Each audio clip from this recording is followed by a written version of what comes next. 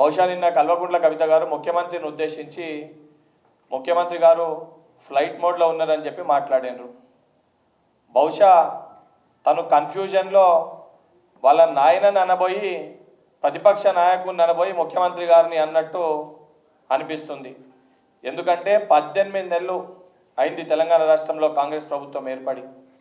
18 మంత్స్లో ప్రధాన ప్రతిపక్ష నాయకుడు ఫార్మ్ హౌస్లో పండుకొని ప్రజల మధ్యలో లేకుండా కనీసము తనని గెలిపించిన నియోజకవర్గ ప్రజల పట్ల వారి యొక్క సమస్యల పట్ల కూడా పట్టించుకోకుండా ఫార్మ్ హౌస్లో పండుకున్నది కల్వకుంట్ల కవిత గారి తండ్రి దుబాయ్ శేఖర్ గారు. దుబాయ్ శేఖర్ 18 నెలలకెళ్ళి ఫ్లైట్ మోడ్లో వాళ్ళ తండ్రి గారు ఉన్నారు. ఫ్లైట్ మోడ్లో ఉన్న వాళ్ళ తండ్రి గారిని మేల్కొల్పకుండా ఈరోజు కల్వకుంట్ల కవిత గారి కుటుంబం పరిస్థితి ఏ రకంగా ఉందనంటే, వాళ్ళ అయ్యనేమో దుబాయ్ శేఖర్ గారేమో ఫ్లైట్ మోడ్లో, కల్వకుంట్ల కవిత నువ్వేమో కన్ఫ్యూజన్ మోడ్లో, మీ అన్ననేమో సైలెంట్ మోడ్లో, మీ బావనేమో పాజ్ మోడ్లో, మొత్తానికి మీ పార్టీ ఏమో డిస్మాంటల్ మోడ్లో ఉంది. ఇది మీ పరిస్థితి.